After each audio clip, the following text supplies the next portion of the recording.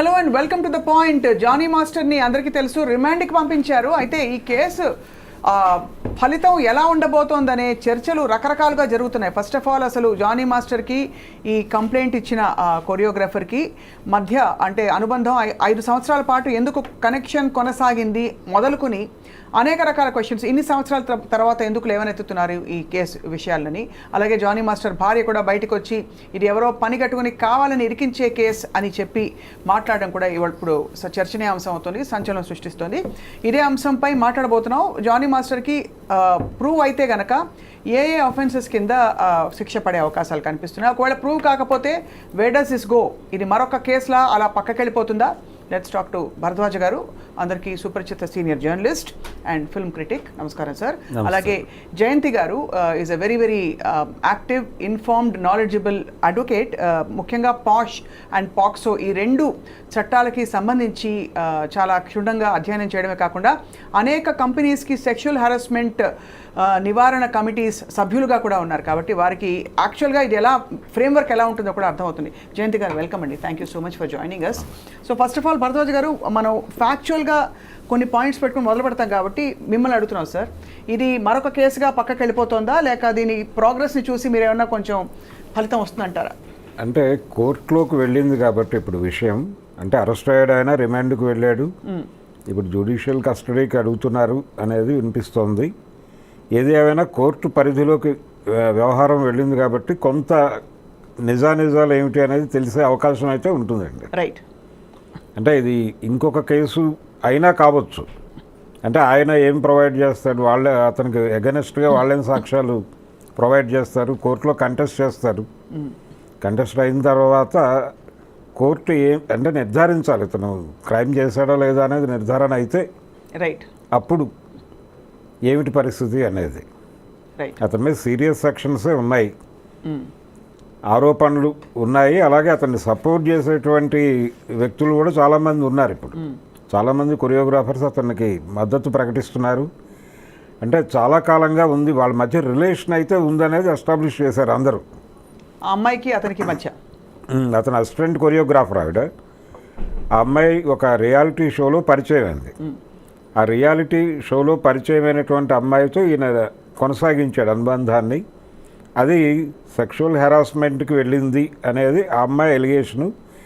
రెండోది చాలా విషయాలు రాసింది ఆవిడ ఆ కంప్లైంట్లో.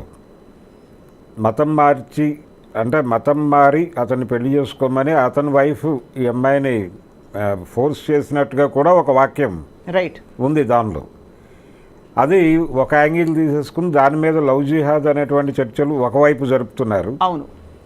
రెండో వైపు ఇంతకాలం ఎందుకు ఆగింది ఈ అమ్మాయి, ఎందుకు ఓపెన్ కాలేదు అనేది ఒక చర్చ. అంటే వీళ్ళిద్దరూ రిలేషన్లో ఉన్నారు, మణికొండలో ఏదో ఫ్లాట్లో ఉన్నారని కూడా ఎస్టాబ్లిష్ చేశారు కొంతమంది. అయితే ఫైనల్గా ఈ అమ్మాయి ఇతను దీర్ఘకాలంగా రిలేషన్లో ఉన్నారు. వీళ్ళిద్దరూ డ్యాన్సులు చేసి రీల్స్ పెట్టారు సోషల్ మీడియాలో. ప్రతి ఫంక్షన్కి ఆ అమ్మాయి హాజరైంది, ఎక్కడా కూడా పెయిన్ కనిపించలేదు. అలాగే అనసూయ గారు ఈ మధ్య మాట్లాడుతూ ఒక డాన్స్ మూమెంట్ నేర్చుకోవడానికి ఆ అమ్మాయి దగ్గరికి వెళ్ళాను, తను చాలా ఎఫెక్టివ్గా ఉంది, ఆ పెయిన్ మోస్తున్నట్టుగా ఎక్కడా కనిపించలేదు అని అన్నారు ఆవిడ. ఇది టోటల్గా అంటే ఇప్పుడు ఈ రిలేషన్ ఎక్కడో స్ట్రైన్ అయింది, దాంతో ఆవిడ ఓపెన్ అప్ అయి ఇప్పుడు కేసు ఫైల్ చేయడం జరిగింది అనేది ఒక అభిప్రాయం. రైట్. బట్ ఇక్కడ సార్ ఇప్పుడు మనం ఫ్యాక్ట్స్ పెట్టాం కాబట్టి ఏమేమి చర్చకు వస్తున్నాయని చెప్పి జయంతి గారు, మామూలుగా ఇటువంటి కేసుల్లో ఏ అంశాలని కోర్టు కానీ ఒక కమిటీ కానీ ఎవిడెన్సెస్గా పరిగణిస్తుంది? ఎందుకంటే ఒక సంఘటన ఇలాంటివి జరిగితే ఏది దొరకకుండా అఫెండర్ చేసే అవకాశాలే ఎక్కువ ఉంటాయి. So for example WhatsApp chats ఉండొచ్చు, ఇంకేమన్నా ఉండొచ్చు. What does the court take into cognizance? అందుకన్నా ముందు స్వప్న, ఫస్ట్ ఆఫ్ ఆల్ అతని మీద పెట్టిన సెక్షన్స్ ఏంటి? రైట్. అంటే ఆ సెక్షన్స్ ఎప్పుడు కూడా బేస్డ్ అపాన్ ద కంప్లైంటే ఉంటుంది. కంప్లైంట్లో ఏమి పెట్టిందో, ఏమని ఎలిగేషన్స్ రేజ్ చేసిందో బేసింగ్ అపాన్ ఇట్ సెక్షన్స్ అనేది ఫ్రేమ్ అవుతాయి. సో ఇక్కడ వచ్చిన సెక్షన్స్ వచ్చేసి 376(2)(n), తర్వాత 506, తర్వాత 323. ఈ 3తో పాటు ఈ 3 ఐపీసీ కింద, ఇవి కాకుండా section 5 read with section 6 of POCSO act. So ఇన్ని పెట్టారు. Okay. So 376(2)(n itself is a very big offence. అదేంటంటే ఇట్స్ అ కంటిన్యూస్ రేప్. కంటిన్యూస్గా అమ్మాయిని రేప్ చేస్తున్నాడని. సో ఇక్కడ ఆ అమ్మాయి ఏమంది, ఆల్మోస్ట్ 2020 నుంచి షీ హాస్ బీన్ హెరాస్డ్, సెక్షువల్గా హెరాస్ చేశాడు, అత్యాచారం చేశాడు అనేది ఫస్ట్ పాయింట్. దాని తర్వాత వచ్చేసి 506, అదేంటది క్రిమినల్ ఇంటిమిడేషన్. అంటే నువ్వు కనుక నేను అడిగిన డిమాండ్ని యాక్సెప్ట్ చేయకపోతే, నేను అడిగినట్టుగా నువ్వు చేయకపోతే, నా డిమాండ్స్ నువ్వు ఫుల్ఫిల్ చేయకపోతే నీకు నేను హామ్ చేస్తాను. ఆ harm can be many things. అది ఫిజికల్ హార్మ్ అవ్వచ్చు, లేకపోతే రెప్యుటేషనల్ హార్మ్ అవ్వచ్చు, లేదా అమ్మాయికి ఫ్యూచర్ కెరియర్ హార్మ్ అవ్వచ్చు, ఫ్యామిలీకి హార్మ్ అవ్వచ్చు, ఇంకా రకరకాలుగా హార్మ్ అవ్వచ్చు. సో అదొకటి. మూడోది వచ్చేసి causing hurt, that is section 323. ఈ మూడితో పాటు ఎందుకు సెక్షన్ 5 రెడ్ విత్ సెక్షన్ 6 పెట్టారంటే, తను మైనర్గా ఉన్నప్పటి నుంచి తన మీద ఈ లైంగిక వేధింపులు, అత్యాచారం చేయడం జరుగుతుందని పెట్టింది. అంటే she must be less 18 below 18 అయి ఉండాలి. కాబట్టే కదా ఆ పాక్సో యాక్ట్ కింద వస్తుంది. సో ఇంత దాంట్లో ఏమేమి ఎవిడెన్సెస్ అంటే, ప్రైమరీ ఎవిడెన్స్ ఉంటుంది, సెకండరీ ఎవిడెన్స్ ఉంటుంది. ఫస్ట్ ఆ అమ్మాయి మెడికల్ ఎగ్జామినేషన్, రైట్, ఆ తర్వాత వాట్సాప్ చాట్లు, ఇవన్నీ సెకండరీ ఎవిడెన్స్ కింద తీసుకుంటారు. మెడికల్ ఎగ్జామినేషన్ ఎప్పుడు అంటే 5 ఏళ్ల క్రితం జరిగిన దానికి మెడికల్ ఎగ్జామినేషన్ చేస్తారు, చేయించాలి, సాధ్యం అంటారు. It's possible to prove. 5 ఏళ్ల క్రితం medical examination possible to prove కదా. అసలు అమ్మాయి ఫిజికల్ అనాటమీ ఏంటి, ఎలా ఉంది లోపల తెలుసుకోవడానికి. So because that is a rape, so physical examination జరగాలి, మెడికల్ ఎగ్జామినేషన్ జరగాలి.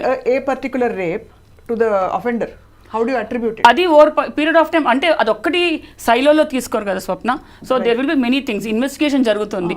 ఇప్పుడు ఇంకా రిమాండ్గా వెళ్ళాడు, 14 days జ్యుడిషియల్ కస్టడీకి వెళ్ళాడు. ఆ తర్వాత ఈ లోపల పోలీసులు ఛార్జ్షీట్ ఫైల్ చేయాలి, ఇన్వెస్టిగేషన్ చేయాలి. ఆ తర్వాత అవన్నీ ఒక్కొక్కటి బయటకు వస్తాయి. ఏది కూడా సైలోలో ఎవిడెన్స్ తీసుకోరు, సర్కమ్స్టాన్షియల్ గా తీసుకుంటారు. I agree ma'am. బట్ మీరు కూడా కమిటీలో ఉన్నారు కాబట్టి, ఇప్పుడు ఒకనొక వ్యక్తి, వీళ్ళని కాదు, వచ్చి మీకు నాకు హెరాస్మెంట్ జరిగిందంటే టిపికలీ మీరు ఏ యాంగిల్స్ లో మీరు అంటే దాన్ని పరిశీలిస్తారు, మీరు కానీ మీలాంటి సభ్యులు కానీ? నార్మల్గా ఇప్పుడు మేము పాష్ కమిటీలో ఉన్నాను, దాదాపు ఒక 8 కంపెనీస్లోనే ఉన్నాను, ఎక్స్టర్నల్ మెంబర్ గాను, ఎంక్వైరీ ఆఫీసర్ గాను.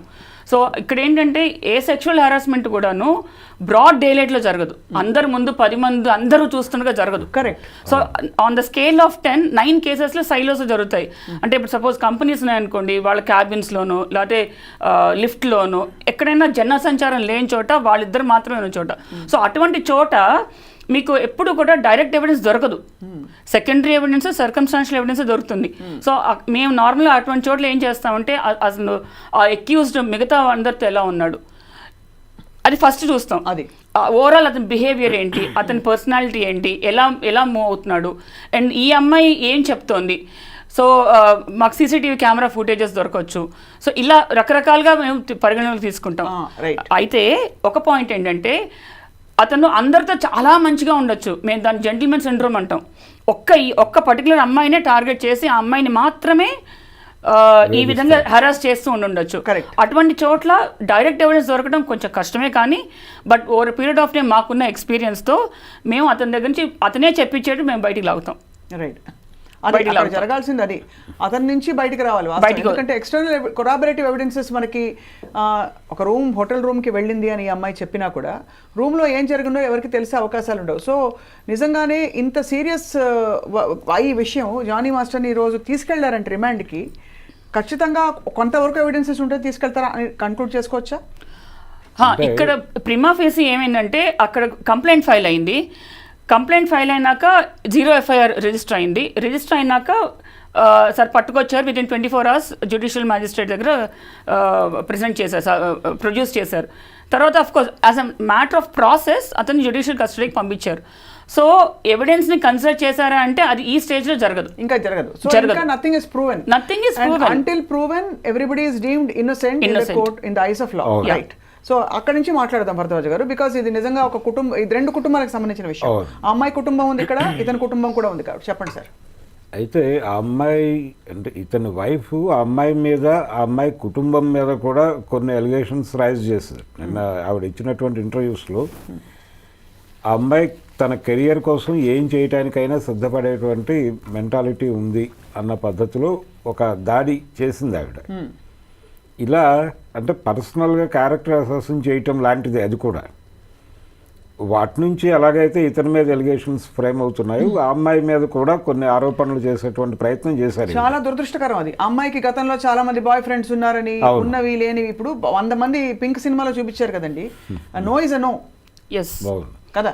సో చెప్పండి.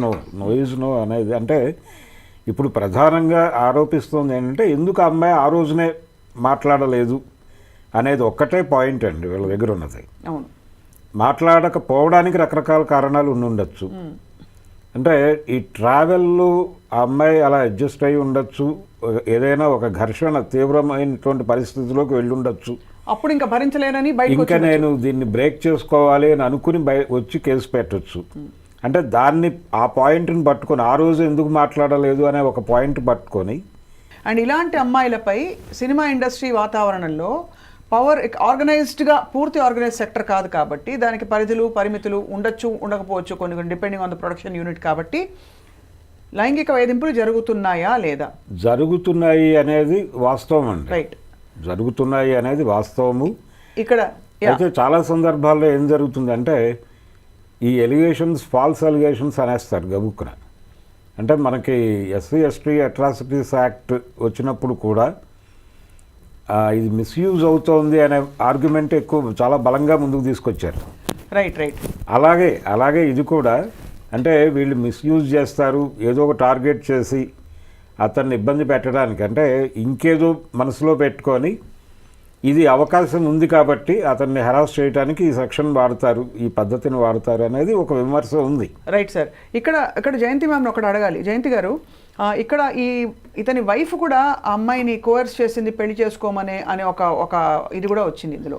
రైట్ సార్, ఒక టాక్ కూడా వచ్చింది. ఇప్పుడు అటువంటి పరిస్థితుల్లో రాశారు ఏమండి, కంప్లైంట్ లో కూడా మెన్షన్ చేశారు. కంప్లైంట్ లో మెన్షన్ చేసింది అమ్మాయి that wife has coerced her to marry her husband అని చెప్పి. దట్ లుక్స్ సో అంటే ఫార్ ఫెచ్డ్. అదర్ దెన్ ఇంకా అన్లెస్ దెర్ ఇస్ సమ్ అక్కడ కూడా ఏమన్నా హింస, అబ్యూజ్, కొన్ని నార్సిస్టిక్ టెండెన్సీస్ ఉన్న వాళ్ళు ఎలా అయితే ఏమైనా చదువుతాం బుక్కిష్గా అలా జరిగితే తప్ప. సో కోర్టు ఎలా పరిగణిస్తుంది మ్యామ్ ఇప్పుడు ఈ కేసులో? బికాస్ వాళ్ళిద్దరి మధ్య అనుబంధం సంబంధం కనెక్షన్ కొనసాగింది. అండ్ కంటిన్యూస్ ఫోర్స్ రేప్ అంటే at every point the victim had a physical ఇది టు ఎస్కేప్. మెంటల్గా తను ఒక క్లచెస్లో ఉంది అని అనుకుంటుందా, ఇలా పరిగణిస్తారా? What is that ground on which ఈ కంటిన్యూస్ రేప్ అనే సెక్షన్ ఆర్ ఇది అప్లికబుల్ అవుతుంది? ఇక్కడ యాక్చువల్లీ ఒక పాయింట్ ఎక్స్ప్లెయిన్ చేయాలి స్వప్న. ఐ మీన్ ఈ ఐ డ్రీమ్ ఈ వేదిక ద్వారా పబ్లిక్ అందరికీ కూడా చెప్పాలనుకుంటున్నా.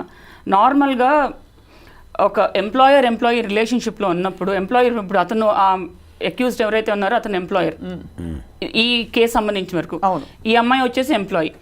అతను డామినెంట్ పొజిషన్లో ఉన్నాడు. మామూలుగా కూడా ఇప్పుడు అవుట్ సైడ్ మీడియా ఇండస్ట్రీ కూడా ఎంప్లాయీ దాంట్లో ఎంప్లాయర్ ఎప్పుడు డామినెంట్ పొజిషన్లోనే ఉంటాడు. సో అన్ని రకాలుగా ఆ ఎంప్లాయీని కంట్రోల్ చేసే స్థాయిలోనే ఉంటారు వాళ్ళు. అవును, ఓకే. సో అటువంటి ఉన్నప్పుడు ఎస్పెషలీ మీడియా ఇండస్ట్రీలో వాళ్ళు ఇద్దరూ కలిసి వర్క్ చేయాల్సిన సందర్భాలు చాలా ఉంటాయి. సో ఆ అమ్మాయి లొంగిపోయిందనో లేకపోతే ఆ అమ్మాయి యాక్సెప్ట్ చేసిందనో ఇవంతా బుల్షిట్. ఎవరు చూసారు నిజంగా లొంగిపోయిందని? నిజంగా ఒక ఇష్యూ, ఒక రేప్ అనేది ఒక 4 గోడల మధ్య జరిగిన విషయం అయితే కనుక, ఆర్ వాళ్ళ వ్యానిటీ వ్యాన్లో ఎక్కడ జరిగిందో మన అయితే కనుక వీళ్ళు చూసారా? ఫోర్స్ చేసే రేప్ అది. ఫోర్స్ చేశాడా, చేయకుండా నా అమ్మాయే ఇష్టపడి ఒప్పేసుకుందా? ఎవరు చూశారు? ఎవరు చూడకుండా ఎందుకు ఈ గాలి మాటలు, గాలి కబుర్లు? అంటే కేసు కోర్టుకు వచ్చింది, కనీసం కోర్టు మీదైనా గౌరవం ఉండాలిగా, ఖచ్చితంగా ఇన్వెస్టిగేషన్ మీద గౌరవం ఉండాలి కదా. కనీసం ఆ ప్రైవసీని అంతవరకు ఆ టైంని అమ్మాయికి ఎందుకు ఇవ్వట్లేదు? ఆ విక్టిమ్ ఆల్రెడీ ఒక మెంటల్ ఆగనీలో ఉంది, ట్రామాలో ఉంది. దాంతో అడిషనల్గా ఈ సోషల్ మీడియాలో వస్తున్న ఈ సోకాల్ ట్రోలింగ్ కానీ, లేకపోతే వీళ్ళే ప్యారలల్గా ఇన్వెస్టిగేషన్ చేసేయటం కానీ, వాళ్ళ ఓన్ ఒపీనియన్లు ఇచ్చేయటం కానీ, ఏమి చూడకుండా, ఎవిడెన్స్ ఏమీ లేకుండా, అసలు సాక్ష్యాలే కానీ తెలియకుండా ఎలా మాట్లాడుతున్నారు వాళ్ళు? వాళ్ళు ఏమైనా ప్రైమరీ ఎవిడెన్సా, కొన్ని సెకండరీ ఎవిడెన్సా, సర్కమ్స్టాన్షియల్ ఎవిడెన్సా, కొన్ని చూసారా? వాళ్ళకేమైనా వచ్చి అమ్మాయి చెప్పుకుందా? ఏమీ లేదు. ఇది universal to all stories and it's easy to tarnish the image and character of a girl. ఈ ప్రపంచంలో చాలా easiest thing and dirtiest thing ఎవరైనా చేయగలిగేది ఏంటంటే ఒక ఆడపిల్ల క్యారెక్టర్ని టార్నిష్ చేసేయటం. అది అంత ఈజియెస్ట్ థింగ్ ఇంకోట్లేదు. ఎందుకంటే that is the weakest point as well strongest point for any girl. So ఇక్కడ వాళ్ళు చేస్తుంది అదే. ఇప్పుడు ఆ సోకాల్డ్ అక్యూజ్ వాళ్ళ వైఫ్ కానీ అతన్ని సపోర్ట్ చేస్తున్న వాళ్ళు కానీ ఇంకెవరైనా కానీ ఏ యాంగిల్ నుంచి మాట్లాడుతున్నారు, పొలిటికల్ యాంగిల్ లేకపోతే సినీ యాంగిల్ లేకపోతే మెగాస్టార్ ఫ్యామిలీ యాంగిల్ అనో ఇంకో యాంగిల్ ఏ యాంగిల్ నుంచి మాట్లాడుతున్నా ఆ అమ్మాయికి ఇవ్వాల్సిన ప్రైవసీ రెస్పెక్ట్ ఇవ్వండి అట్లీస్ట్. జస్ట్ బికాజ్ అంటే ఇంకోటి కూడా అంటున్నారు, అప్పుడే నువ్వు చెప్పలా ఇప్పుడే నువ్వు చెప్తాను, ఎప్పుడు చెప్పాలని వీళ్ళు డిసైడ్ చేయాలా? ఒక రేప్ ఇన్సిడెంట్ జరిగింది, that's not easy to accept it. అంటే కరెక్ట్ మ్యామ్, వీళ్ళు చెప్పరు, ఎవరు చెప్పకూడదు, సోషల్ మీడియాలో ఇది కామన్, ఇలా కామెంట్లు చెప్పడం కాదు, కంక్లూడింగ్ ఇట్. అంటే గౌరవ కోర్టు ఎలా పరిగణిస్తుంది ఈ ఫ్యాక్ట్స్ ని, ఈ డేటాని అని తెలుసుకునే ప్రయత్నం ఖచ్చితంగా అన్ని కన్సిడర్ చేస్తుంది, ఏ ఫ్యాక్ట్ ని వదిలిపెట్టదు. అంటే 5 ఏళ్ల తర్వాత తను కంప్లైంట్ చేసింది, బట్ ఇందులో ఇంత తావు ఉంది, లేకపోతే దీనికి తావు ఉంది, ఈ సంఘటనలు జరిగినట్టు కనిపిస్తున్నాయని చెప్పి there is evidence and circumstantial అన్ని పరిగణలోకి తీసుకుంటుంది స్వప్న. కోర్టు అనేది ఈ మీడియాలో వస్తున్న సెన్సేషన్తో ఇన్ఫ్లుయెన్స్ అవ్వదు. It will go with the evidence, it will go with ఎవిడెన్స్లో కూడా primary evidence, circumstantial evidence, corroborative evidence అన్ని చూసుకునే ముందుకెళ్తుంది. సో మరి ఈ కమిటీ పాత్ర ఏంటి ఇందులో? అంటే ఈ కేసుని మరింత స్పీడప్ చేయడానికి, బికాస్ అన్ని వేళలా క్రిమినల్ సివిల్ కేసులు పెట్టకపోవచ్చు, కాంపెన్సేషన్ కోసం సివిల్ అండ్ ఛార్జెస్ ప్రెస్ చేయడానికి పాక్సో లాంటిది, బట్ ఈ committee in cases of majors for example who are sexually harassed, what does the committee do, what is its expected to do? అసలు కమిటీకి ఉన్న powers ఏంటి అక్కడి నుంచి మనం మాట్లాడితే, ఎసెన్షియల్లీ కమిటీ వచ్చేసి it has got all the powers of a civil court. అది పాష్ యాక్ట్ చెప్తుంది, sexual harassment women at work place act, prevention, prohibition and redressal. దానికి ఉన్న పవర్స్ ఆ 3 పరిధిలో వర్క్ చేయాలి. ప్రివెన్షన్ వర్క్ చేయాలి, ప్రొహిబిషన్ చేయాలి, రెడ్రెసల్ చేయాలి. ఇంత పని ఉంది. ఎంతమందికి తెలుసు ఇంత పని చేయాలని? అవును, నేను ఇప్పుడు సోషల్ మీడియాలో కొన్ని చూస్తున్నాను, వీడియోస్ కానీ ఇంటర్వ్యూస్ కానీ ఇవన్నీ చూస్తున్నాను. ఫస్ట్ ఆఫ్ ఆల్ మాట్లాడుతాను హాఫ్ బేక్డ్, దాంట్లో incomplete information, 3 false information. Correct. So దాంతో యాక్చువల్లీ పబ్లిక్ ఎక్కువ నష్టం చేస్తున్నారు, కన్ఫ్యూజ్ చేసేస్తున్నారు. వాస్తవం. సో కమిటీ ఫస్ట్ ఫామ్ అయినాక వాళ్ళు ముందు చేయవలసింది ప్రివెన్షన్. అంటే ప్రివెన్షన్ అంటే అందరికీ తెలుసు సెక్షువల్ హెరాస్మెంట్ తప్పు అని, ఇట్స్ అన్ అఫెన్స్ అని తెలుసు, రైట్? స్టిల్ ప్రివెన్షన్ అనేది ఏంటి? More and more awareness create చేయండి, సో దట్ విక్టిమ్స్ ఎవరు ఉన్నారంటే వాళ్ళకి ధైర్యం వస్తుంది, నమ్మకం వస్తుంది. ఓకే, మాకంటూ ఒక కమిటీ ఉంది, ఒక సిస్టమ్ ఉంది in place, we can go there, complaint చేయొచ్చు. కానీ మీరు అనేది రైట్, చాలా రైట్ జయంతి గారు. భరద్వాజ్ గారు, మామూలుగా ఎవరైనా గొంతెత్తి ఒక మాట మాట్లాడితేనండి ఇలా జరిగింది నాకు అని చెప్పి బీట్ చిన్మయి శ్రీపాద తను చెప్పిన సందర్భాలు ఉన్నాయి. చాలా మంది సెలబ్రిటీస్ వాళ్ళ గొంతు నొక్కేసే ప్రయత్నాలు చాలా జరిగాయి.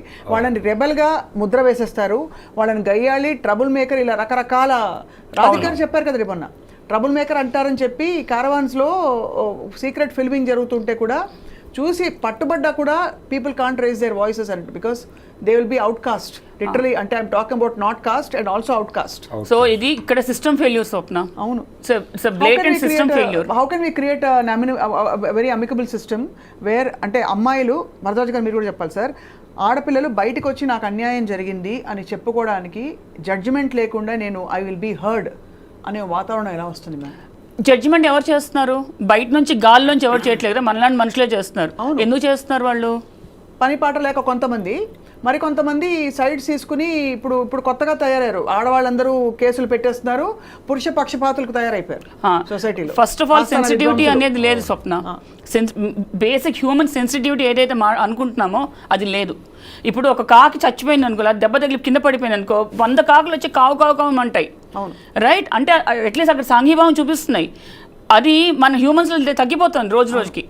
దాంతో ఏమవుతుంది, వాళ్ళ స్వార్థ ప్రయోజనాలు ఒకటి, ఆ షార్ట్ టర్మ్ సెల్ఫిష్ మోటివ్స్ ఉంటాయి చూసావా, దానికోసం ఒకటి, ఇలా అన్ని రకాలుగా కలిపి ఎస్పెషల్లీ మీడియా ఇండస్ట్రీలో మనం ఎక్కువ చూస్తాం ఇది.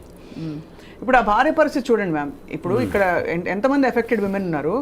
భార్య ప్రోగా మాట్లాడితే అంటే ఏం అనలేము, అగేన్స్ట్గా మాట్లాడితే భర్తని చేసిందని చెప్పి అందరూ అంటారు. ఒక ధార్మిక కోణం ఓవైపు ఉంటుంది, ఓవైపు జరిగింది జరగలేదు ఇవన్నీ ఉంటాయి. సో భరద్వాజ్ గారు మీరు చెప్పండి సార్, ఈ కేసు లాజికల్ ఇప్పుడు దీంతో బహుశా అప్పుడు అలనాడు జరిగిన ఒక ఇన్సిడెంట్ గురించి ఫలానా అమ్మాయి బయటకు వచ్చి మాట్లాడుతుందేమో అనే ఒక భయం మిగతా వాళ్ళలో కూడా పట్టుకుని ఉంటుందంటారా? అంటే ఇది ప్రూవ్ అయ్యి కోర్టులో ప్రూవ్ అయ్యి శిక్ష పడితే తప్ప భయం క్రియేట్ కాదండి. అది అప్పటి వరకు అంటే జనరల్గా ఇలాంటి దానిలో ఏ క్షణమైనా మేనేజ్ చేయడానికంటే విట్నెసెస్ని మేనేజ్ చేయొచ్చు అనేటువంటి ధైర్యం కూడా ఉంటుంది వీళ్ళకి. రెండవది ఆల్రెడీ ఇప్పటికే చాలా వరకు చేశాం మేము అనే దీనిలో కూడా వాళ్ళు ఉన్నారు. అంటే ఆయన వెళ్ళిపోయిన పద్ధతి, అక్కడ వ్యవహరించినటువంటి పద్ధతి, అరెస్ట్ అయిన తర్వాత ఆయన్ని హాస్పిటల్కి తీసుకెళ్లారు, మెడికల్ టెస్ట్లు అయిన తర్వాత తీసుకెళ్లారు రిమాండ్కి. ఈ ప్రయాణంలో అతని బాడీ లాంగ్వేజ్లో ఎక్కడా కూడా ఆ ఇది కనిపించలేదు బయటకు వచ్చినటువంటి వీడియోస్లో. సో కాన్ఫిడెంట్గానే ఉన్నాడు ఆయన. అంటే ఆ కాన్ఫిడెన్స్ క్రియేట్ కావడానికి రకరకాల కారణాలు ఉండొచ్చు. అంటే నేరం చేయలేదు అనేది ఒకటే కాదు కాన్ఫిడెన్స్కి, నేను ఇది హ్యాండిల్ చేయగలను అనేటువంటి కాన్ఫిడెన్స్ కూడా కావచ్చు. అవును. కాబట్టి ఇది ప్రూవ్ అవ్వాలి. ప్రూవ్ అయితే తప్ప భయం వస్తుంది అనేది కాదు. రెండోది, ఈ కమిటీస్ వేస్తున్నారు. ఇప్పుడు ఫిలిం ఇండస్ట్రీ కూడా ఒక కమిటీ వేశారు వాళ్ళు. 2018లోనే వేశారు కమిటీ. 19లో వచ్చింది కమిటీ. అయితే సమన్ చేసేటువంటి కండిషన్లు, ఆ పవర్స్ ఉన్నాయా కమిటీకి అనేది ఒక ప్రశ్న. ఇలాంటి కేసెస్ అంటే ప్రతి చోట, ప్రతి కంపెనీలోనూ ప్రతి చోట ఈ రకమైనటువంటి హెరాస్మెంట్ ఉంటుంది అనేది అర్థమైంది. కాబట్టి దీనికి ఒక ప్రత్యేక వ్యవస్థ ఉండి ఎవరైనా వెళ్ళి కంప్లైంట్ చేస్తే సమ్మన్ చేసి పిలిచి మాట్లాడేటువంటి కండిషన్, ఆ పవర్ ఉన్నటువంటి వ్యవస్థ కావాలి. అంటే ఒక కోర్టు అవసరం ఉందేమో అనేది నా పర్సనల్ ఒపీనియన్. కోర్టు తప్పకుండా అవసరం సార్. అండ్ మోర్ ఓవర్ అసలు ఇప్పుడు ఒకసారి ఒక కంప్లైంట్ వేస్తే అది దాని మీద నెక్స్ట్ యాక్షన్ స్టెప్ జరిగేలోపు ఒక 3 వారాలు 2 వారాలు కమిటీ మెంబర్స్ అందరికీ కుదరక రకరకాల కారణాల వల్ల ఎవ్రీథింగ్ గెట్స్ డిలేడ్. ఆ డిలేలో ఆ కన్విక్షన్ నీరు గారిపోతుందండి because of so many influences. నీకు అవసరమా, ఇప్పుడు అయిపోయింది ఏదో అయిపోయిందని మొదలుకొని చాలామంది రకరకాలుగా చెప్తారు. నోబడీ ఆస్క్స్, అలా ఎంకరేజెస్ యూ, నువ్వు వచ్చి వెళ్ళి మాట్లాడు బయటికి అని చెప్పి. సో ఖచ్చితంగా I think this is something that has to be addressed right away. అయితే ఒకటే అడుగుతాను సార్ అండ్ మేడం మిమ్మల్ని, sexual harassment at work place అని అనడానికి ఒక 5 పాయింట్లు చెప్పండి ma'am. I'm being harassed, I need to escalate అని ఒక అమ్మాయి తెలుసుకోవడానికి. బికాస్ చాలా ఏరియాస్ గ్రేగా బ్లర్డ్గా ఉంటాయి, starting from comments, personal comments. So sexual harassment at work place నేను మీడియాకి లిమిట్ అయ్యమని చెప్తాను. ఎందుకంటే మన కేసు ఇప్పుడు మన మీడియాకి సంబంధించిన కేసు కాబట్టి ఇక్కడ ఏంటంటే వాళ్ళకి ఒక పర్టికులర్ వర్క్ ప్లేస్ అనేది ఉండేది. ఎక్కడ యూనిట్ వెళ్ళి ఎక్కడ షూటింగ్ జరిగితే అదే వర్క్ ప్లేస్ అవుతుంది. లేదా ఒక పర్టికులర్ ఆఫీస్లో కూర్చొని వర్క్ చేస్తుంటే అక్కడ అది వర్క్ ప్లేస్ అవుతుంది. లేదా ఒక స్టూడియోలో, ఇప్పుడు మన స్టూడియోలో ఉన్నాం, ఇది వర్క్ ప్లేస్, ఇది ఒక వర్క్ ప్లేస్. ఇక్కడ ఈ స్టూడియో పెద్దలు ఉంటారు కదా, స్టూడియో ఎవరైతే యజమాన్యం, వాళ్ళందరూ కూడా ఏం చేయాలంటే ఫస్ట్ ఎవరైతే ఈ వర్క్ ప్లేస్లోకి వస్తున్నారో ఇది సేఫ్ ప్లేస్ టు వర్క్ అని ముందు అష్యూరెన్స్ ఇవ్వాలి. అవును, నెంబర్ 1. అంతేకాకుండా సెక్షువల్ హారాస్మెంట్ అంటే ఒక మిత్ ఉంది స్వప్న, ఏంటంటే ఫిజికల్గా చేస్తేనే అని, అంటే ఫిజికల్ ఇంటిమసీలోకి వెళ్తేనే కాదు. ఒబ్సీన్గా ఏమైనా పిక్చర్స్ షేర్ చేసినా, ఫొటోస్ పెట్టినా, ఒబ్సీన్ రిమార్క్స్ పాస్ చేసినా, దట్ ఒబ్సీనిటీ ఇంక్లూడ్స్ మన బాడీ వెయిట్ గురించి బాడీ షేమింగ్ చేయటం, కలర్ ఆఫ్ ద డ్రెస్, మన colour complexion, height, weight, body weight, దేని గురించి మాట్లాడినా that comes under sexual harassment. Right, okay. అది కాకుండా ఏమన్నా మన గురించి సెక్షువల్ టించ్లో మన దగ్గర నుంచి ఏమైనా ఫేవర్స్ అడుగుతున్నా, క్విట్ ప్రోకోలో, లేదు మామూలుగా కూడా సెక్షువల్ ఫేవర్స్ ఎక్స్పెక్ట్ చేస్తున్నా, ఇవన్నీ కూడా సెక్షువల్ హారాస్మెంట్ దాని కిందకే వస్తాయి. రైట్. ఇన్ఫ్యాక్ట్ మీడియా దానికి వెళ్తే, ఫిల్మ్ ఇండస్ట్రీకి వెళ్తే ఈవెన్ వ్యానిటీ వ్యాన్ ఏదైతే ఉంటుందో వాళ్ళ వ్యాన్, అది కూడా వర్క్ ప్లేస్ అవుతుంది. వాష్రూమ్స్, క్యాబిన్స్, షూటింగ్ లొకేషన్స్, ఇవన్నీ కూడా సెక్షువల్ హారాస్మెంట్ కిందకి వస్తాయి. అంతేకాదు ఇప్పుడు వాళ్ళు అవుట్డోర్ లొకేషన్కి వెళ్తారు, రైట్, అది కూడా వర్క్ ప్లేస్ కిందకే వస్తుంది. సో అక్కడ ఫిజికల్ ఇంటిమసీ అక్కర్లేదు, ఏవైనా సరే ఫిజికల్, వర్బల్, నాన్ వర్బల్ అని కూడా యాక్ట్ చెప్తోంది. ఇందాక మన భరద్వాజ్ గారు చెప్పినట్టుగా యాక్ట్ కింద యాక్చువల్గా కమిటీకి సమన్ చేసే హక్కు ఉంది. రైట్, అది పవర్, నాట్ ఈవెన్ హక్కు, అది పవర్. అది power of the committee is to summon any party, any person or even witnesses. వాళ్ళు మాకు అనుమానం ఉన్న ఎవరైనా కూడా పిలవచ్చు, పిలిచి వాళ్ళ దగ్గర స్టేట్మెంట్ రికార్డ్ చేసుకోవచ్చు, వాళ్ళని ఎంక్వైరీ చేయొచ్చు. ఆ పవర్స్ అన్నీ ఉన్నాయి. కానీ ఇన్ని పవర్స్ ఉన్నాయి, ఇవన్నీ ఈ పవర్స్ మేము యూటిలైజ్ చేసుకోవచ్చు అని ఎంతమందికి తెలుసు అనేది నా క్వశ్చన్. అవును, తప్పకుండా ఆ అవేర్నెస్ అయితే లేదండి, ఆ అవేర్నెస్ లేదు. ఇప్పుడు ఇండస్ట్రీకి సంబంధించి కూడా ఒక రెడ్ బాక్స్ ఉంది అక్కడ, దానిలో కంప్లైంట్లు డ్రాప్ చేయండి అని చెప్తున్నారు ఇప్పటికీ. చాలామందికి తెలియదు ఆ విషయం. కానీ ఏ రెడ్ బాక్స్ సార్, ఆనెస్ట్గా చెప్పనా సార్, ఇది సినికల్గా ఉండడం కాదు, కానీ గగ్గోలు పెట్టి గొంతు చించుకుని అరుస్తుంటేనే లక్ష ఏకరులు పెడుతున్నారు. అయ్యో ఇలాగా అప్పుడు ఎందుకు చెప్పలేదు, ఇలా అయితే ఆ రోజు ఎందుకు మాట్లాడావు, ఇవన్నీ చెప్తున్నారు. మరి ఒక రెడ్ బాక్స్లో ఒక కంప్లైంట్ వచ్చి వేస్తే అది కూడా పెద్ద పెద్ద వాళ్ళ మీద, ఇప్పుడు ఒక జానీ మాస్టర్ అంటే అతను పెద్ద ఒక చిన్న అది పక్కన పెడితే బాగా పెద్ద పెద్ద వాళ్ళు ఇన్వాల్వ్ అయిన అనేక సెక్షువల్ క్రైమ్స్ 100 జరుగుంటాయి దేశవ్యాప్తంగా ఉన్న ఫిల్మ్ ఇండస్ట్రీలో అని చెప్పి అది ఇండస్ట్రీ రిపోర్ట్సే చెప్తున్నాయి. ఇది మనం చెప్పేది కాదు. ఎవరైనా ఒక్కళ్ళ మీద యాక్షన్ తీసుకోగలుగుతారా సార్? లేదండి. అంటే దీనిలో ఇది ఒక కల్చర్గా మారిపోయి నడుస్తున్నటువంటి సందర్భం ఉంది సినిమా పరిశ్రమ. ఎందుకంటే అప్పటి నుంచి ఆ కాలం నుంచి ఉన్నది ఇప్పుడే నార్మలైజ్ చేస్తారు దాన్ని. అంటే మనకి చరిత్రలో కూడా ఉందండి. ఇప్పుడు కాంచనమాల వర్సెస్ జెమినీ వాసన్ అనేటువంటి స్టోరీ అందరికీ తెలుసు.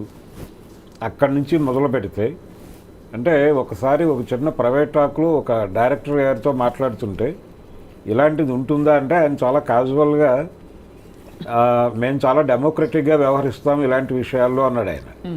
అని ఒకవేళ హీరో గారు హీరోయిన్ అంటే అవుట్డోర్కి వెళ్ళినప్పుడు ఆయన అడిగితే మేము ఆయన అభిప్రాయాన్ని చెప్తాము, ఆవిడ అంగీకరించకపోవచ్చు కూడా. ఒక్కొక్కసారి అంగీకరించకపోయినప్పుడు ప్రాజెక్టుకి ఆవిడ అవసరము అనుకుంటే ఆవిడని డిస్టర్బ్ చేయం, ఆవిడ అభిప్రాయాన్ని గౌరవిస్తాం. ఆవిడ ప్రాజెక్టుకి అవసరం లేదు అనుకుంటే మాత్రం తీసేసి ఆ క్యారెక్టర్లో ఇంకెవరినైనా పెట్టి తీసుకెళ్తాం అన్నాడు ఆయన. అంటే దీన్ని డెమోక్రటిక్గా వ్యవహరించడంగా చెప్తున్నారు ఆయన. అది కండిషన్ అక్కడ ఉంది. అది ప్రాబ్లం ఉన్నమాట వాస్తవం. అయితే ఈ ప్రాబ్లం వలన సఫర్ అవుతున్న వాళ్ళు దీన్ని ఎలా అడ్రస్ చేయాలి, ఎక్కడ ఎవరితో చెప్పాలి అనే దానికి సంబంధించినటువంటి అవేర్నెస్ ఉందా లేదా అనే దానికంటే కూడా ఇది కెరియర్కి సంబంధించిన వ్యవహారంగా మార్చేస్తున్నారు. అంటే మీ కెరియర్ ఉండదు, ఇక మీరు దానికి అష్యూరెన్స్ ఇస్తూ కొంతమంది మొన్న ఈ అమ్మాయిని సోలో కొరియోగ్రాఫర్గా తీసుకుంటామని చెప్పారు. ఇప్పుడు వాళ్ళని ఈ కేసు వెనకాల అంటే జానీ మాస్టర్కి వ్యతిరేకంగా పనిచేస్తూ ఈ అమ్మాయిని వాళ్ళు గైడ్ చేస్తున్నారు, వాళ్ళ హస్తం ఉంది అనేది ఒక స్టోరీ బయట మనకి. అంటే ఇదే అంటే ఈ మాట్లాడే సమాజం అంతా కూడా వాళ్ళ ఇంట్లో ఆడపిల్లలకి జరిగితే ఏమిటి అని ఆలోచించే పరిస్థితిలో కూడా చేయలేదు. సిగ్గుపడాలి, జాలిపడాలి వీళ్ళందరినీ. అంటే అట్లీస్ట్ మీరు అన్నట్టుగా ఫేర్ ట్రయల్ ఇచ్చి ఎవరు దోషి నిర్దోషి అని చెప్పట్లేదు, కానీ గౌరవ కోర్టు పరిధిలో ఉంది, మనం అప్పుడే కామెంట్స్ పాస్ చేయదనే పాయింట్ కూడా రాలేకపోయారు అందరూ.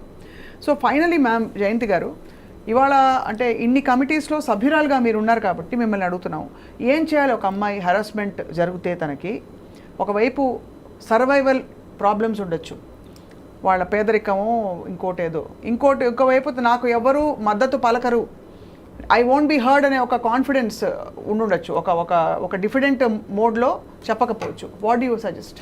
సో స్వప్న, నార్మల్గా కంపెనీస్లో అయితే ఈ ఐసీ కమిటీ అనేది ఒకటి ఉంటుంది అండ్ ఖచ్చితంగా చేయాలి. ఎందుకంటే ఈ కంపెనీస్ అన్నీ కూడా end of the financial year వాళ్ళు ఆర్ఓసికి, రిజిస్టర్ ఆఫ్ కంపెనీస్కి, మినిస్ట్రీ ఆఫ్ కార్పొరేట్ అఫైర్స్ వీళ్ళందరికీ సబ్మిట్ చేయాలి, రిపోర్ట్ సబ్మిట్ చేయాలి. అలాగే directors, board of directors are liable. So ఒక పర్టికులర్ వర్క్ ప్లేస్, పర్టికులర్ కంపెనీలో if it's not a safe place to work, including board of directors, everybody is liable. So వాళ్ళు చాలా కేర్ఫుల్గా ఉంటున్నారు, ఇప్పుడు చాలా ప్రోయాక్టివ్గా మెషర్స్ తీసుకుంటున్నారు. కమింగ్ టు మీడియా ఇండస్ట్రీ, ఇప్పుడు ఇక్కడ అంత ఒక సిస్టమేటిక్గా లేదు కాబట్టి నేనేం చెప్తున్నానంటే షీ బాక్స్ అనేది ఉంటుంది. ఇది ఎంతమందికి తెలుసు? షీ బాక్స్ అనేది ఇట్స్ మోస్ట్ కాన్ఫిడెన్షియల్ వన్. అది డైరెక్ట్గా మినిస్ట్రీ ఆఫ్ విమెన్ అండ్ చిల్డ్రన్కి వెళ్తుంది. అది ఎక్కడికి తెలియదు, ఎవరికి ఏం బయటికి రాదు. That is online complaint system mechanism. అది కనుక ఫైల్ చేస్తే డైరెక్ట్గా అక్కడికి పైకే వెళ్తుంది, పైనుంచి వస్తాయి ఆర్డర్స్. అందులో ఏమిటి జస్ట్ కంప్లైంట్ సరిపోతుందా, లేక దానికి ఎవిడెన్సెస్ కూడా పెట్టాల్సిన అవసరం? ముందు కంప్లైంట్ వెళ్ళాలి, తర్వాత ఎంక్వైరీ జరిగినప్పుడు మాత్రమే వాళ్ళు మిగతావన్నీ. ఒక్కసారి అక్కడ పైకి వెళ్ళినాక ప్రాబబ్లీ విమెన్ కమిషనే it can come into picture. ఒకసారి మీకు సెంట్రల్ లెవెల్లో విమెన్ కమిషన్ వచ్చిందంటే టోటల్గా డిఫరెంట్ టర్నే తీసుకుంటుంది. రైట్, అంటే తనకి ఏదైతే సపోర్ట్ లేదు అనుకుంటుందో ఆ సపోర్ట్ ఆటోమేటిక్గా వస్తుంది. దట్స్ అ గ్రేట్, చాలా మంచి రియాష్యూరెన్స్ అండి. ఫైనలీ సార్ అండ్ మేడం, ఇది ఈ అఫెండర్స్కి ఏమిటి ధీమా? మేము పట్టుబడమనా? పట్టుబడినా ఏం కాదులే, ఎవ్వడు ఏం చేయలేడనా? ఏం చేయలేరు, మేము హ్యాండిల్ చేయగలం అనేటువంటి కాన్ఫిడెన్స్. అది మేనేజ్ చేయగలం అని ఇంకొకటి, అంటే విట్నెస్ని మేనేజ్ చేసేస్తాము, ఆ కంప్లైంట్ విక్టిమ్నే మేనేజ్ చేసేస్తాము, భయపెట్టేస్తాము, అన్ని రకాలుగా సామధాన భేద దండోపాయాలు అన్నీ అయిపోయినాక ఫైనల్గా కదా కోర్టులో ప్రూవ్ అయ్యేది, అప్పుడు కదా. తర్వాత అపీల్ సిస్టమ్ ఉన్నది, చాలా సిస్టమ్స్ ఉన్నాయి. I will manage the system అన్న ధీమా. అంటే దురదృష్టం ఏంటంటే నిర్భయ లాంటి కేసులోనే అన్ని సంవత్సరాలు పట్టింది వీళ్ళకి యాక్చువల్లీ శిక్ష పడ్డానికి. సో ఇంకా ఏం మాట్లాడతాం అంటే ఈ సోషలాజికల్ గ్రే ఏరియాస్ ఉన్న మన ప్రపంచంలో ఏది రిలేషన్షిప్, ఏది ఫోర్స్ రిలేషన్షిప్, ఇవన్నీ మనకి డిఫైన్డ్గా ఇంకా అర్థం కాని పరిస్థితుల్లో చాలా జరిగిపోతుంది. But it's a dark time అండి. తప్పకుండా ఇందులోంచి బయటకు వచ్చి చట్టాలు ఉండడం కాదు, చట్టాలు ఇంప్లిమెంట్ అవుతాయనే భరోసా మనం కలిగించగలిగితే ఐ థింక్ సమాజానికి అది చాలా బాగుంటుంది. జయంతి గారు, అవును, ఒక్క లాస్ట్ పాయింట్ ఒకటి యాడ్ చేస్తాను స్వప్న. ఇప్పుడు ఏంటంటే వీళ్ళు కోర్టుకి వెళ్తున్నారు, లేకపోతే పోలీస్ ఇన్వెస్టిగేషన్ జరుగుతుంది, ఇవంతా జరిగినప్పుడు దే కెన్ క్లెయిమ్ కదండి మన విక్టిమ్స్ కానీ ఎవరైనా నా గురించి కన్సెన్షువల్ రిలేషన్షిప్. ఇప్పుడు చాలా కేసెస్లో ఎస్పెషల్లీ మీడియా ఇండస్ట్రీ ఉన్నప్పుడు కన్సెన్షువల్ రిలేషన్షిప్ గురించి మాట్లాడతారు. అంటే వాళ్ళ అమ్మాయి ఇష్టపడే వెళ్ళింది, ఆ అమ్మాయి నో చెప్పలేదు, ఆ అమ్మాయిని బలవంతం చేయకుండా ఆ అమ్మాయి కౌంటర్ ఆఫర్ ఇచ్చింది, ఫోర్స్ చేసింది. సో ఇటువంటి ఎలిగేషన్స్ చాలా చేస్తారు. It's very easy to say that. So consensual relationship అన్నప్పుడు అది కూడా ఫోర్స్ఫుల్గా కూడా అవ్వచ్చు. అవును, అంతే కదా, ఫోర్స్ఫుల్గా అవ్వచ్చు, ఇష్టం లేకుండా అవ్వచ్చు. సో అవన్నీ కూడా పరిగణలోకి తీసుకుంటారు కోర్టు, ఏ పరిస్థితిలో అమ్మాయి యాక్సెప్ట్ చేసింది. సో కన్సెన్షువల్ రిలేషన్షిప్ అంటే అఫ్కోర్స్ అది ఖచ్చితంగా సెక్షువల్ హారాస్మెంట్ యాక్ట్ కిందకైతే రాదు పరిధి. బట్ ఇక్కడైతే బట్ కోర్టు ఖచ్చితంగా చూస్తుంది ఏంటి ఫోర్సబుల్గా చేసిందా, అక్కడ ఆ ఎంప్లాయర్ వాడు ఎవరైతే ఉన్నాడో అక్యూజ్డ్ వాడు ఫోర్స్ చేసినాక ఈ కన్సెన్షువల్ రిలేషన్షిప్లోకి వెళ్ళవలసిన పరిస్థితులు క్రియేట్ చేశాడా అన్నది కూడా చూస్తారు కోర్టు. రైట్ ఆ పరిస్థితులు క్రియేట్ చేశారా అన్నదే అక్కడ బేసిస్. రైట్ భరద్వాజ్ గారు, ఫైనలీ సార్, ఇక్కడ పూనం కౌర్ త్రివిక్రమ్ శ్రీనివాస్ గారి మీద వేసి పెట్టిన ఒక ట్వీట్ కూడా అది కూడా ఇప్పుడు వైరల్ అవుతుంది. అది దేనికి సంబంధించిన అన్వయించుకోవాలి మనం? అంటే చాలా కాలంగా ఆవిడ త్రివిక్రమ్ని పవన్ కళ్యాణ్ని టార్గెట్ చేస్తూ ట్వీట్లు చేస్తూ వస్తున్నారు. అయితే పేర్లు ప్రస్తావించలేదు, ఎప్పుడు అన్యాపదేశంగా చెప్తూ వస్తున్నారు. ఈసారి ఫస్ట్ టైం ఆవిడ చెప్పారు. అయితే ఇక్కడ ఆవిడ కంప్లైంట్ ఎప్పుడో ఇచ్చాను మా అసోసియేషన్కి అని చెప్తున్నారు ఆవిడ. ఆ కంప్లైంట్ మీద ఏ చర్య తీసుకోలేదు అని ఆవిడ చెప్తున్నారు. అయితే మా అసోసియేషన్ ఏం చేయాలి? వాళ్ళకు కూడా కమిటీ ఉంది, ఆ కమిటీకి ఫార్వర్డ్ చేశారా లేదా అనేది చెప్పాలి వాళ్ళు. అవును, కంప్లైంట్ లాంచ్ అయి ఉంటే వాళ్ళు చూస్తుంటే ఆ కమిటీకి రిఫర్ చేయాలి, లేదు ఛాంబర్ ఏర్పాటు చేసినటువంటి కమిటీకి అయినా పంపించాలి. అవును, ఈ రెండు పనులు జరిగినట్టుగా కనిపించడం లేదు. కాబట్టి ఇప్పుడు ఆవిడ ఓపెన్ డాన్స్ మీద మాట్లాడేశారు, పబ్లిక్ డొమైన్లోకి వచ్చేసింది. అవును, కాబట్టి ఇప్పుడు మా అసోసియేషన్కి ఎవరైతే బాధ్యత వహిస్తున్నారో మంచు విష్ణు గారు, ఆయన ఓపెన్గా వచ్చి మాట్లాడాలి. ఏంటి కంప్లైంట్ వచ్చింది, రాలేదు, లేదు, ఇప్పుడు ఆవిడ ఆ కంప్లైంట్ కనిపించట్లేదు అని కూడా చెప్పచ్చు. చెప్తే ఇప్పుడు ఆవిడ ఫ్రెష్గా కంప్లైంట్ ఇవ్వవచ్చు. అది ఇచ్చి నిజాలు అందులో వాస్తవాలు ఉండుంటాయి. అంటే ఇలాంటివే ఫాల్స్ అలిగేషన్స్గా మారిపోతున్నాయి. దీనివలన ఏంటంటే వ్యవస్థ మీద ప్రభావం పడుతుంది. అంటే ఇక్కడ ఇతివృత్తం ఏమిటి, ఏం కంప్లైంట్ ఇచ్చినట్టు మనం అన్వయించుకోవాలి? అంటే ఆవిడ ఓపెన్గా చెప్పారు కదండి, ఆవిడ ట్వీట్లోనే నన్ను హెరాస్ చేశారు అని. ఆ హెరాస్మెంట్కి సంబంధించే ఆవిడ ఇప్పుడు సీరియస్గా మళ్ళీ కంప్లైంట్ ఇవ్వవచ్చు ఆవిడ అవసరమైతే. కానీ ఇది లేవనెత్తడంలో ఆంతర్యం ఏంటి, ధైర్యం వచ్చింది అనుకోవాలా ఇప్పుడు? అంటే అందరూ ఎలాగో మాట్లాడుతున్నారు, నేను మాట్లాడుతున్నారు కాబట్టి నేను మాట్లాడుతున్నాను అన్నట్టుగానే చెప్పారు ఆవిడ. కానీ అది కూడా కమిటీ ముందుకు వచ్చిన తర్వాత, విచారణ జరిగిన తర్వాత మాత్రమే దాని మీద అది నిజమా కాదా అనేది అప్పుడు మాట్లాడాలి. రైట్. ఫైనలీ భరద్వాజ్ గారు, జయంతి గారు, ఖచ్చితంగా ఓ ఇద్దరు అఫెండర్స్కి వాళ్ళు ఏ ఆకాశం నుంచి దిగొచ్చిన వాళ్ళైనా సరే ఖచ్చితంగా వాళ్ళకి శిక్షలు పడితేనే వ్యవస్థ మీద నమ్మకం కలుగుతుందండి. మొన్న మలయాళ చిత్ర పరిశ్రమ హేమా కమిటీ రిపోర్ట్ కావచ్చు, ఇది కావచ్చు. I think it's high time we act and the honourable courts take these offences very seriously అండి. అఫెన్సెస్ ఎప్పుడు సీరియస్ అండి, సిస్టమ్ ఎప్పుడు స్ట్రిక్ట్గానే పనిచేస్తుంది. కాకపోతే justice delayed is justice denied అంటాను నేను. సో ఆ జస్టిస్ తొందరగా రావాలి అంటే ఈ సిస్టంలో ఎవరైతే ప్రొవైడ్ చేయాలో ఎవిడెన్స్ కానీ ఇన్వెస్టిగేషన్ కానీ ఇది తొందరగా కంప్లీట్ అవ్వాలి. సో నార్మల్గా అందరు కోర్ట్స్ని బ్లేమ్ చేస్తారు, వాళ్ళని కోర్ట్స్ని జడ్జెస్ని లేదా లాయర్స్ని అంటారు. దీంట్లో కోర్ట్స్ రోల్ ఏం లేదండి. అంటే పనిష్మెంట్ పడకుండా చేయడానికి కోర్ట్స్కి ఏం రోల్ చేయదు. కోర్ట్స్కి అందరూ ఒకటే, వాళ్ళు ఒకటే, వీళ్ళు ఒకటే, అందరూ ఒకటే. వాళ్ళకి కావాల్సిన కోర్ట్స్కి కావాల్సిన ఎవిడెన్స్, రైట్, ఆ ఎవిడెన్స్ కనుక సరిగా తీసుకొచ్చి చూపిస్తే court will definitely take its role. అదే ఇప్పుడు మనం అక్కడ కల్కటా కేసు చూస్తే సుప్రీంకోర్టు వచ్చి చివాట్లు పెడితే తప్పిస్తే యంత్రాంగంలోని వివిధ భాగాలు వర్క్ చేయడం స్టార్ట్ అయ్యాయి కదా. అంటే ప్రతిదానికి కోర్టు రావాలన్నమాట. కోర్టు రావాలి, కానీ కోర్టులు అతి త్వరగా పరిష్కరించి ఒక మోడల్ ఏర్పాటు చేసి ఒక మోడల్గా దీన్ని ఎస్టాబ్లిష్ చేయగలిగితే మాత్రం చాలా గ్రేట్గా ఉంటుందండి, చాలా బాగుంటుంది. ఐ థింక్ మరింత మంది అమ్మాయిలు బయటకు వచ్చి ఈ పోకళ్ళు ఖచ్చితంగా మారాలండి. స్త్రీ స్వేచ్ఛ, మనం విమెన్ ఈక్వాలిటీ 33% ఇన్ చట్టసభల్లో అవన్నీ మాట్లాడుతున్న రోజుల్లో ఇలాగా గౌరవప్రదమైన వర్క్ ఎన్వైరన్మెంట్ ప్రొవైడ్ చేయలేని ఒక it's a major failure in our country. Exactly, true, actually across the world, primarily in our country. Thank you Jayanthi గారు, మళ్ళీ మాట్లాడదాం. For your valuable time. Bharadwaj గారు, యాజ్ ఆల్వేస్ ధన్యవాదాలు సార్. స్టెబిలిటీతో పాటు మంచి ఇన్ఫర్మేటివ్ డిస్కషన్ ఇచ్చినందుకు మీకు ధన్యవాదాలు. థ్యాంక్ యూ, నమస్కారం.